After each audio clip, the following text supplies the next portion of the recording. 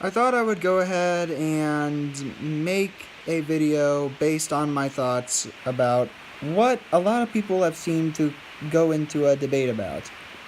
The Ugly Dolls movie. Apparently, so many people have had debates over this, saying it's going to be one of the best movies of 2019 or it's going to be one of the worst movies of 2019. And honestly, I have absolutely no idea what I'm going to think about this. Oh wait, yes I do, that's why I'm making this video. I will have some good jokes along the way, but I tried to record this earlier and it didn't have any sound, so obviously, well, the trailer I'm watching didn't have any sound, so I'm going to film this, and hopefully it'll have sound in it so you can actually hear it and I can give out my thoughts. Anyway, let's get this started. I'm gonna watch trailer 2 and 3, just to let you guys know, and I'll give out my thoughts. Here we go. Every year, millions of dolls are created. Okay. Designed to bring joy to people everywhere. Alright. But what happens to the dolls who aren't so perfect? They're put in the garbage. It's like the question as well, where they ask, do you ever look at someone and think, what is going on inside their head from inside out? It's always one of those questions that make us that go right into our exact characters and plot and everything like that.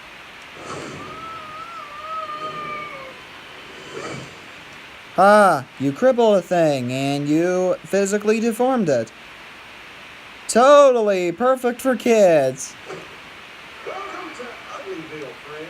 Yeah, you're saying that directly to their face. So, yeah, I'm totally not making fun of you, but you're in a village that is basically making fun of you. Also, hello, Blake Shelton. You apparently seem to show up in these movies a lot. Wake up, Moxie. I once believed the big world is real. I know I'll find a perfect kid for me, but I'm starting to wonder if no evidence, no proof, what if it's not true? For some reason, I totally see like a religious aspect to it. Something godly. Like, if there's no proof, is it really true or something like that? Also, maybe it's not true. Well, I'm not talking about religion with this, but with their point. It's like, is it really true about that there's a big world out there? We obviously know it is true, but but if they question and we're like, maybe it isn't, then that would make the movie so much better.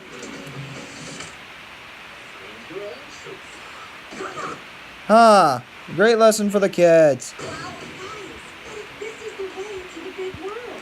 Or what if it leads to danger and death? I'm serious. What if it leads to danger and death?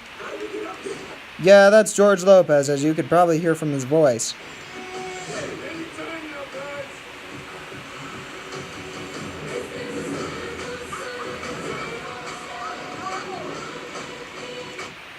guys. There's one of your biggest problems, Ugly Dolls. You end up saying it's the musical event of the year, or the biggest musical comedy of the year, as we'll see in trailer 3. Yeah, you're totally gonna try and sway people in with that one.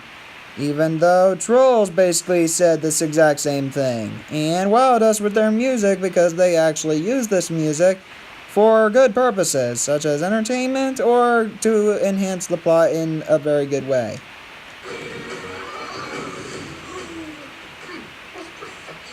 That's another good question. I mean, you, hey, you, Ugly Doll, you define it. Define it in your own logic. That's what I want you guys to question, is define perfect and define ugly in your own specific logic. What kind of answer are you going to get? Well, you're probably not going to get an answer because of the fact that there is no answer. People just use perfect and ugly to describe stuff, even though they shouldn't be used to describe, like, actual people, animals, or things. They should be used to describe times and actual, like, moments together. Basically, I'm saying perfect and ugly would have a time and a place for it, but using it on people or animals is not the time and place for it. Absolutely. He's the most perfect one here. Oh boy, yeah, the stereotypical cliche villain where they're the best thing known to man, even though they're not. I bet the twist is that he's not gonna be the most perfect boy out there. People who are going to this movie, go see the movie and see if I'm right. If you tell me I'm right, you give me $20. Welcome to the Institute of Perfection, where only the best will meet their perfect human match. Only the best people. That's like a college. Only the best people will be allowed in, and the people that are not so, we're just gonna skip them out, even though they could totally, entirely have a chance of actually getting into the college. An engineer/model. My accessories will make me different. Okay, boo. Boo-hoo. Because whenever this scene mystifies me. The fact that they have one of these moments where it's like all they have to do is get scanned, they turn into their specific human forms, and they're immediately given a job or whatever, doesn't sound right.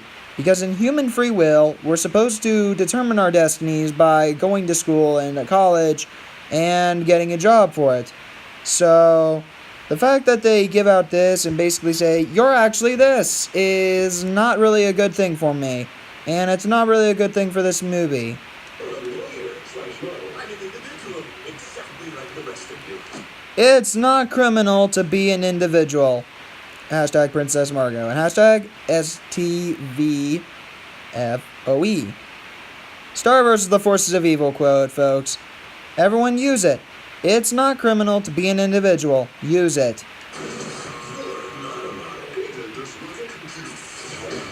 Okay. Ha. Number 1. 2. How does that just happen? 3. Did you guys notice that the dolls are easily shaped? Like over here. The dolls are perfectly shaped like humans versus them that are not shaped like humans. And, everyone else actually has like different specific types of skin like the human race. Meanwhile, they're colored in different ways and are pretty much shaped like monsters. So basically in this movie, their idea of perfection is being the shape that they're supposed to be. And if you're not the shape you're supposed to be, then I don't know what to do about that. Yes, run away. They could have been from a mental asylum. Or they've gotten so, like, scary because of a mental asylum that they actually are completely mentally insane. Do you honestly think good and of sock puppets stands the chance here? No, I really don't. But STX Entertainment said that this is totally possible and made a movie. So I can't really help but say maybe. I have no idea how to tear that apart. Why does the moon have a face? It was too bright for you to see, but the moon had a face. Why does it have a face? No. Ha, you answered it for me. Great. Our flaws make us unique. Really? Unless you go in the fame and misfortune route that MLPFIM did, and you basically tell the message that you only like someone because of their flaws. So, if they go with that message in the worst way possible, then I don't know if this movie's gonna be a good one. I don't really understand this either.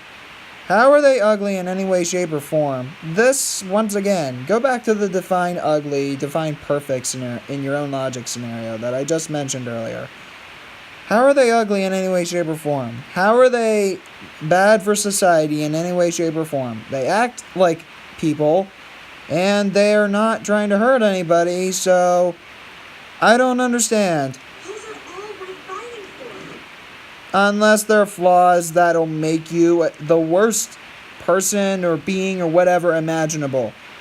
If that's the case, then that flaw needs to be gotten rid of.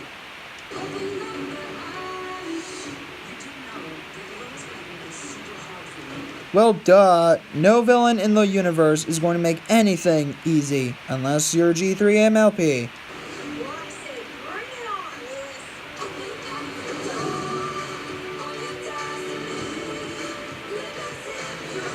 Okay, I gotta be honest. In my first watch of this, I thought those visuals were pretty interesting.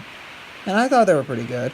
However, That's the only thing that I thought were pretty good. Pretty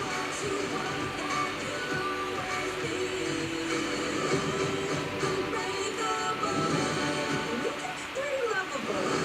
Unless there are green hearts. Get crazy, get loose.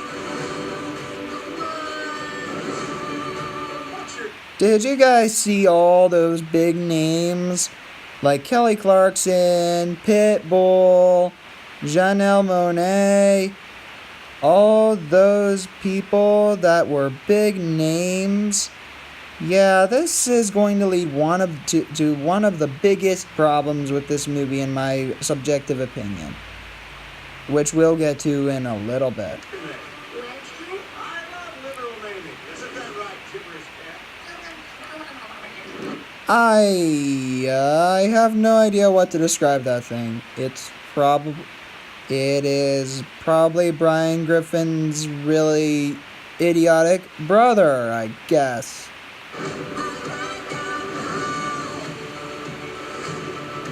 Oh boy, Bebe Rexha and Charlie XCX are in this movie. Oh boy, this is going to be fun. I do not know who the third name is.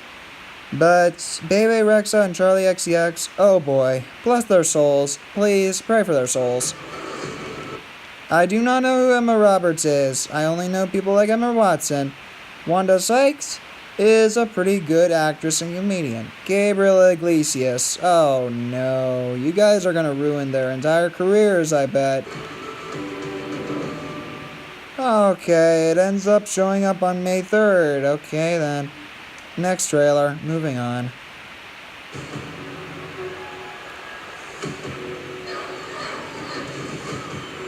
See? Biggest musical comedy of the year, I bet.